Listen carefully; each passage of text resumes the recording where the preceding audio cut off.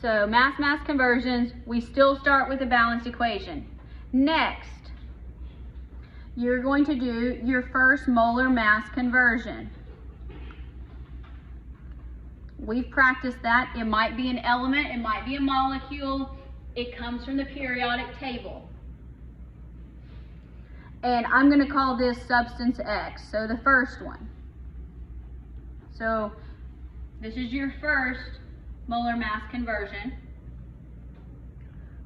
Then that's going to give you moles of this substance. Then you're going to look to your balanced equation and you're going to do your mole-mole conversion factor, and we'll put from the balanced equation.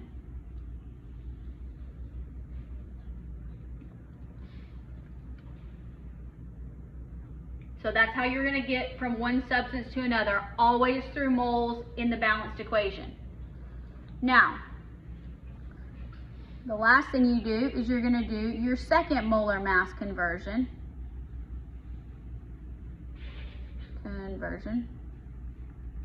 And this is for the other substance, substance Y. If that seems a little too nebulous, I understand. So let's actually try something. So here, this is a photosynthesis reaction. It's already balanced. If it's not balanced, I'll tell you to balance the equation. But it never hurts for you to double check it. Okay, so we have a plant, and the plant is going to consume 37.8 grams of carbon dioxide. And we're just going to say there's plenty of water.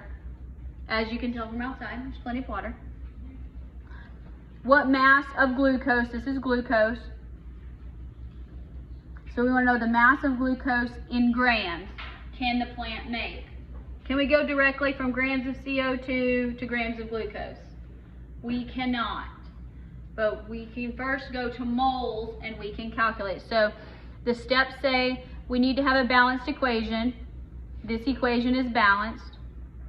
If you look at it, it's a combustion reaction. In reverse. Okay, so we start with what we're given, which is 37.8 grams of carbon dioxide. We want to go to glucose.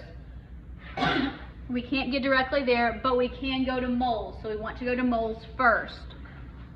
So grams of CO2 equals 1 mole of CO2. Let's get our periodic table out.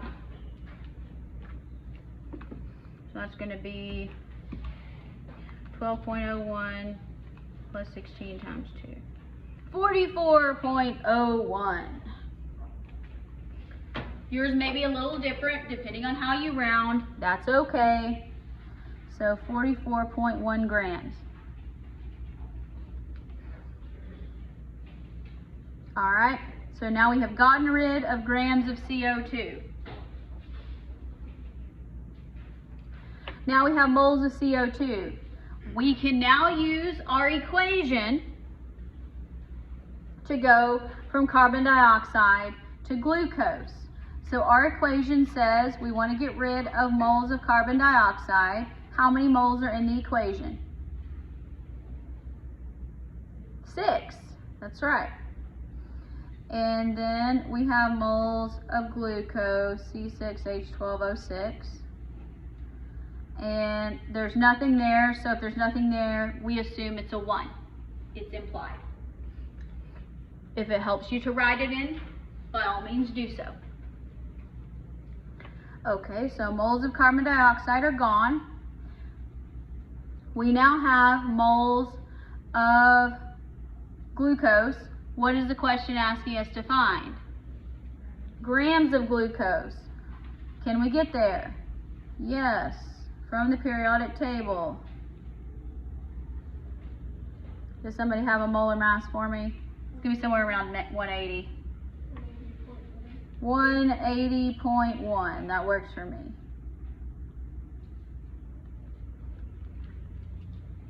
Depending on how you round. Now, double check your units cancel. The only thing we have left is grams of glucose, and that's what the problem is asking us to find. So, be careful when you put this in your calculator. I go ahead and multiply everything across the top. 180.1, and I hit enter. And then when I'm dividing, I'm bad at using parentheses, so I'm going to divide it each time. So first I'm going to divide by 44.1, then I'm going to divide by 6. How you push the buttons on your calculator is an individual decision, but we're going to get somewhere around 25.7 grams of glucose, which is what the problem asks us to find.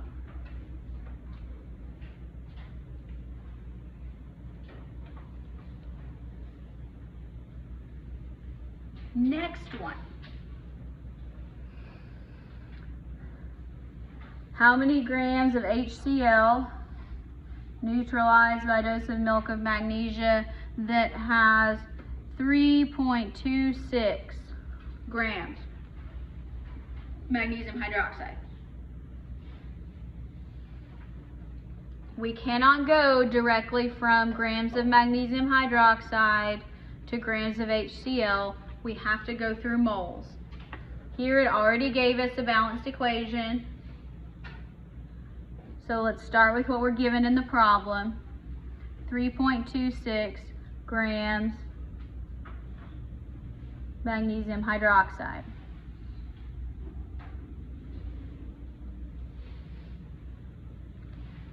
Where do we go from here?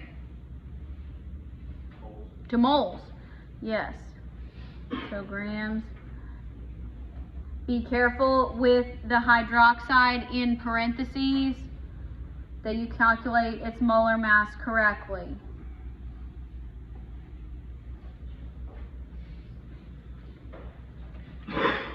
So I'm going to get, when I do this,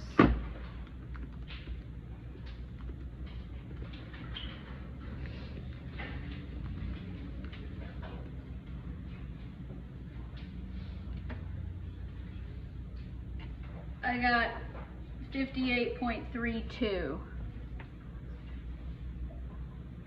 Depending on how you round, yours may look different. Cancel out your units as you go. Grams of magnesium hydroxide is gone now. So for that one, we just count in molar mass times 2 molar mass times. Yes, correct. So it's like distributing. That is correct. So now that we have moles of magnesium hydroxide, we can use our equation to get to moles of hydrochloric acid. Now you can see in this problem, we're staying on the same side of the equation. It doesn't matter. It doesn't matter. The ratios are going to be consistent. So we know that from our equation, we know that 1 mole magnesium hydroxide neutralizes how many moles of HCl according to the equation? 2. Okay, so now we have moles of hydrochloric acid. What is the question asking us to find? Grams. So we do 1 mole hydrochloric acid should be 36.46 grams.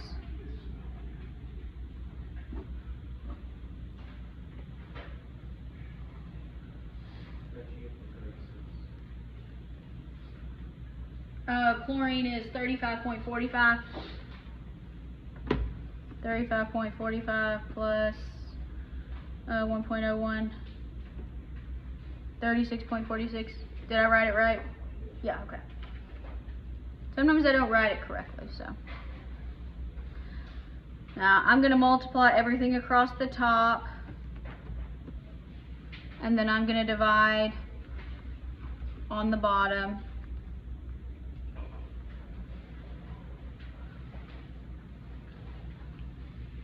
And I'm going to finally round to 4.08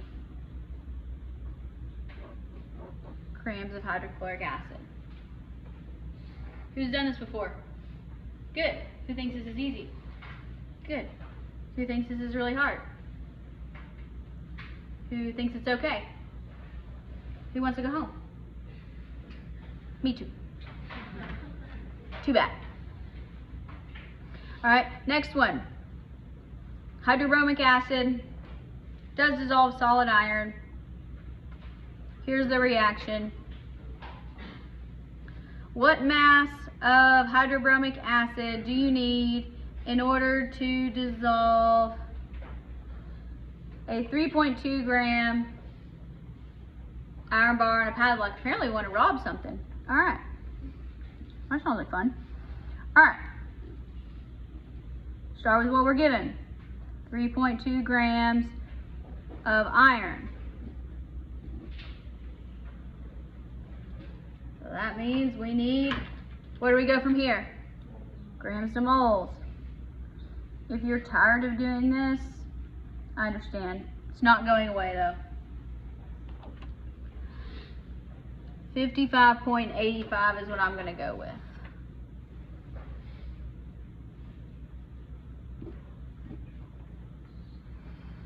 Now that we're in moles, we go to the equation. So our equation says 1 mole of iron corresponds to 2 moles of HBr, hydrobromic acid. Now the question is asking us to find grams. If you haven't figured out, I really love to write all over the questions.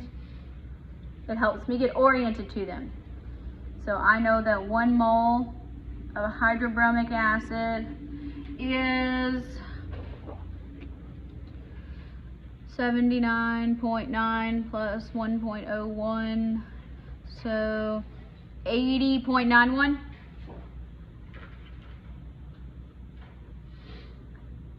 .91 grams of HBr. Okay.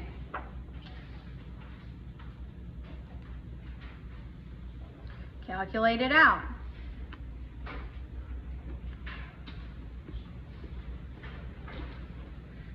Divided by 55.85.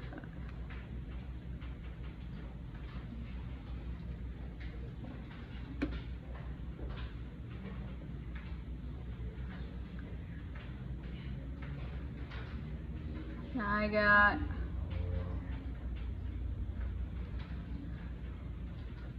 9.27 is what I got. Did anybody get anything different?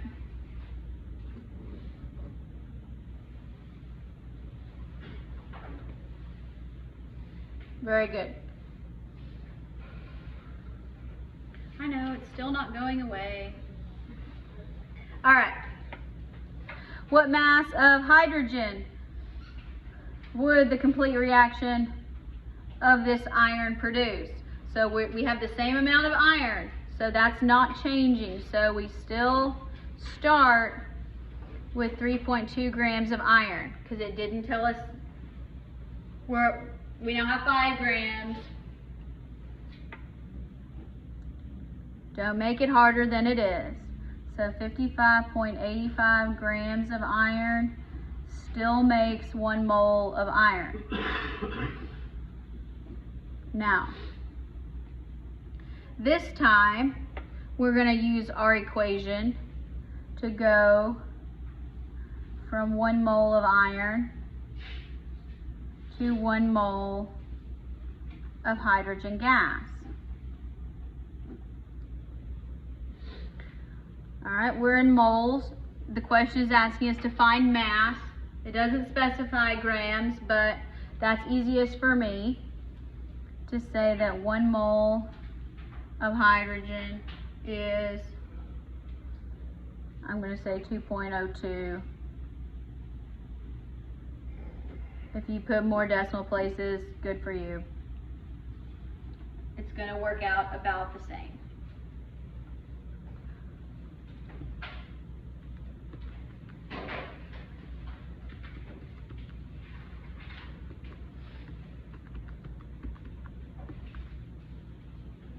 And I got not very much.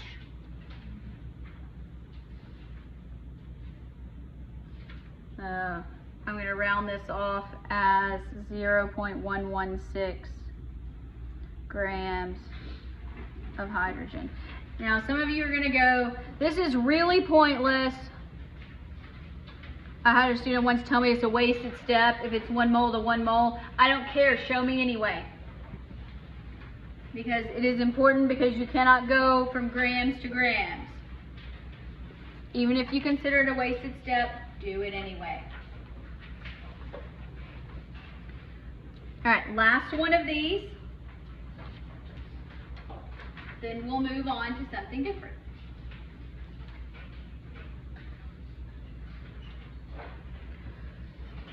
So let's calculate. We're given, it tells you it's balanced, so that's a good start. This wants to ask us for the number of moles of carbon dioxide that are produced when we have 8.75 milliliters of methanol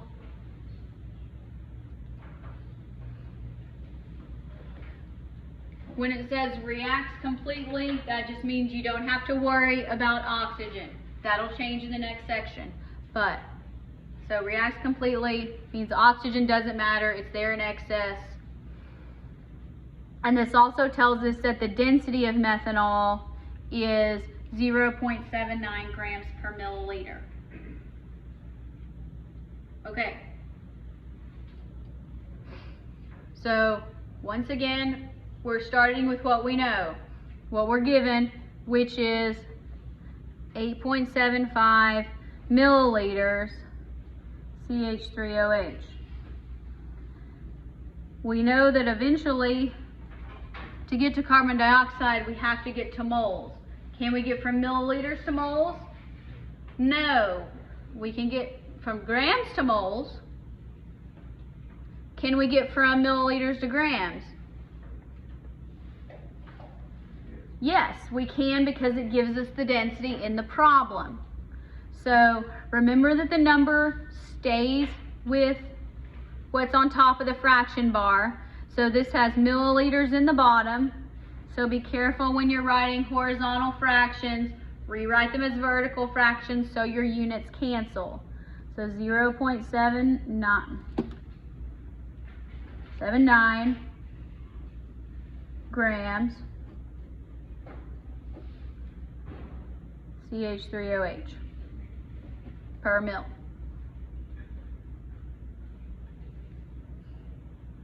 So now that we're in grams, now we go to moles. So we know that we'll have to calculate CH3OH equals 1 mole CH3OH. So let's see here. Carbon is 12.01, 0.08. There's 4 of those, plus oxygen.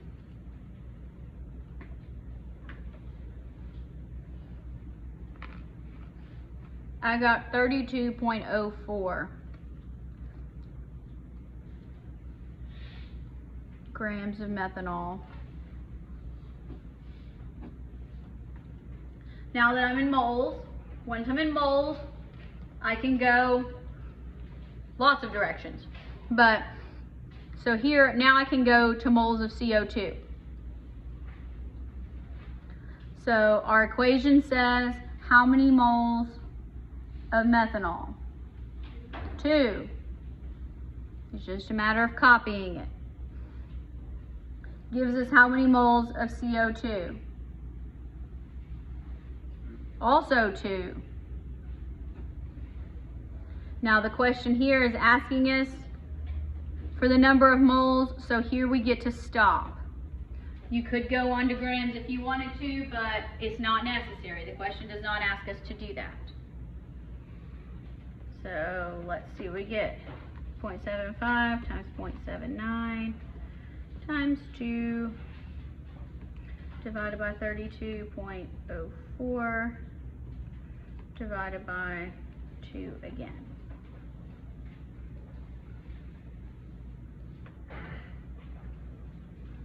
So I got 0.216